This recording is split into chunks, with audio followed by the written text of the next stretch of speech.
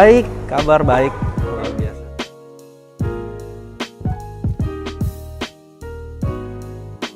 Ya, jadi mobil listrik ini memang adalah mobil masa depan. Tidak dipungkiri lagi, masa depan semua mobil pasti mobil listrik. Di negara-negara besar seperti negara Eropa, Inggris, dan sebagainya pun sudah ada peraturan bahwa mobil itu emisi gas buangnya harus sangat rendah sekali. Dan ini yang membuat produsen-produsen pabrikan besar, supercar bahkan sekelas Ferrari, Lamborghini sudah mulai mendownsize engine-nya, sehingga sekarang mobil mereka setengah hybrid. Bayangkan, supercar aja udah jadi hybrid, separuh listrik baterai, separuhnya lagi combustion engine, karena begitu besarnya tuntutan dunia untuk merubah mobil biasa menjadi mobil listrik. Karena dari sisi kenyamanan, dari sisi emisi gas buang tentunya, dan juga dari sisi ekonomis, jauh lebih ekonomis. Jadi sudah tidak dipungkiri ke depannya semua mobil pasti jadi listrik.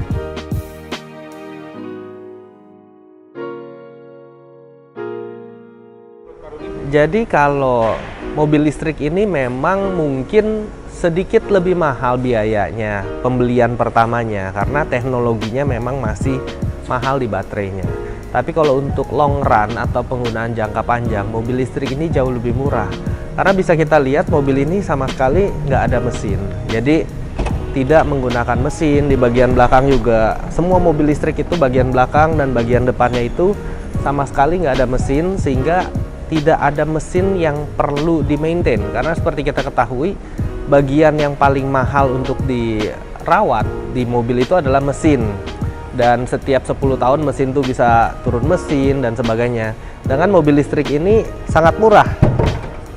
Nah, bisa kita lihat nih, mobil listrik semuanya begini, tidak ada mesin di depan, di belakang, jadi benar-benar kosong. Perawatannya untuk contohnya mobil ini hanya pergantian 4 buah rem dan 2 buah wiper. Nggak ada namanya ganti oli, nggak ada ganti busi, karena mobil listrik.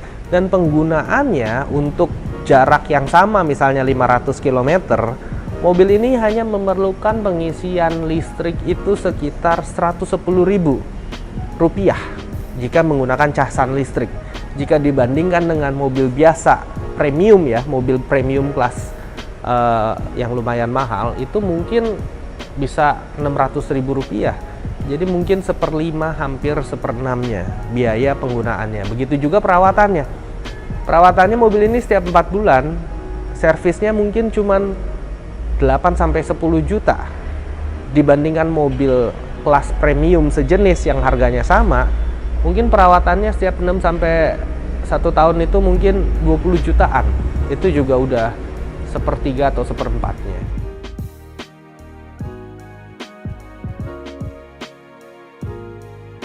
Iya, jadi mobil listrik memang banyak jenis dan banyak merek. Ada yang dari mobil ini dari Amerika, ada yang dari Prancis. Nah, mobil-mobil yang dari Prancis di situ juga nanti akan mengeluarkan banyak tipe. Nah, seperti itu, kisaran harga 400 dan 880 juta. Ada juga pabrikan Korea yang kurang lebih hampir 600 juta. Nantinya juga akan ada pabrikan Prancis ini akan mengeluarkan produk yang harganya 300 jutaan. 300 jutaan itu harusnya sudah sangat affordable sekali dibandingkan dengan mobil-mobil yang dipakai di umum sekarang untuk mungkin untuk ojek online atau untuk mungkin taksi online. Itu juga harganya kurang lebih segituan, dan ini mobil listrik nanti harganya bisa di harga 300 jutaan. Jadi kedepannya memang dimulai selalu dari yang premium karena teknologinya baru, lama-lama baru masuk ke mass market.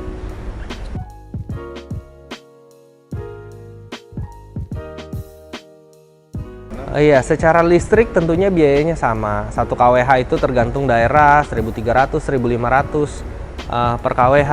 Mobil itu ada yang 60 kWh. 60 kWh kan artinya mungkin kalau 1.500 cuma perlu Rp90.000 sekali pengisian.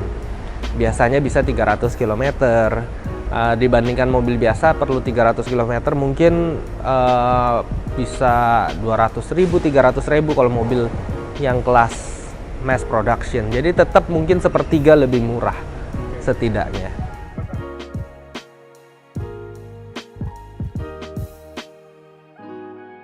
Ya, jadi sekarang kalau dari sisi kami memang menyediakan namanya wall charger. Jadi di rumah ketika melakukan pembelian sudah pasti karena mobilnya kelas premium kita sediakan wall charger dan kita naikkan dayanya. Jadi daya rumah itu jika nggak kuat kita naikkan secara gratis supaya bisa mendukung charging di rumah. Jadi sebenarnya kalau nyari pom bensin, kalau kita punya combustion engine mobil biasa, itu kita kadang males ke pom bensin, cari pom bensin susah, kadang macet, males keluar rumah. Kalau punya mobil listrik sebenarnya kayak punya pom bensin di rumah sendiri dan biayanya jauh lebih murah. Jadi kedepannya mungkin diharapkan ya makin banyak pemilik-pemilik mobil listrik otomatis nanti rumah itu kalau sekarang ada meteran air, ada meteran listrik buat penggunaan biasa aja. Nanti pasti ada meteran listrik buat mobil listriknya. Itu kedepannya pasti seperti itu.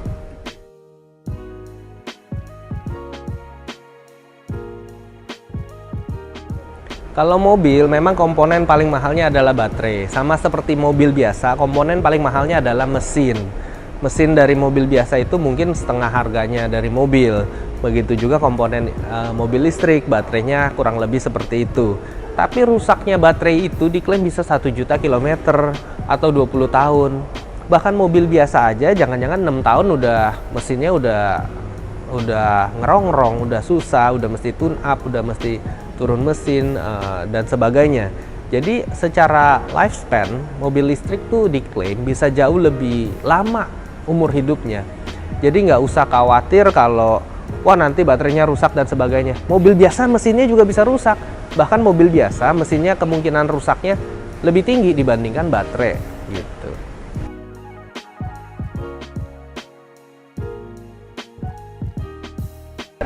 Iya, jadi yang paling penting ini mobil listrik itu seperti telur dan ayam.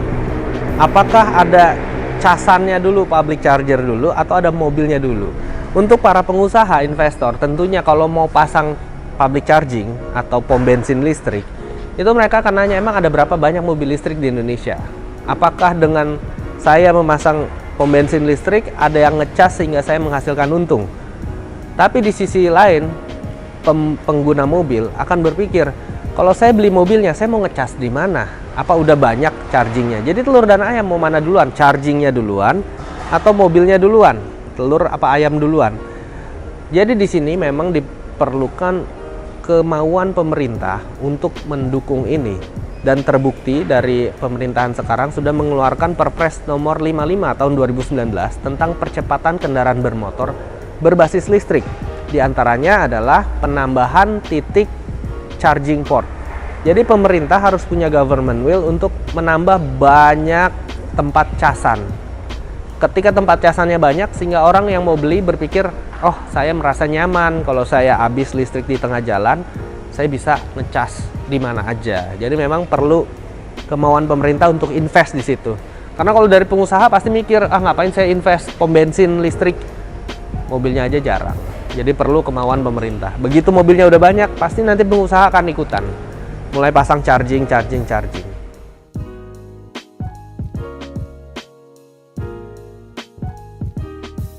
Jadi ini sudah tidak dibungkiri lagi. Kalau pabrikan asal Amerika itu udah mulai dari tahun 2012. Sudah 10 tahun lah kurang lebih sampai sekarang. Mobilnya sudah dipakai keliling Amerika sampai sekarang. Udah jutaan mobil. Juga nggak ada masalah dan bahkan dipuji-puji mobil listrik. Jangan sampai kita ketinggalan. Kalau memang mau menggunakan mobil listrik jangan khawatir, teknologinya sudah sangat mumpuni dan sudah sangat bisa diandalkan.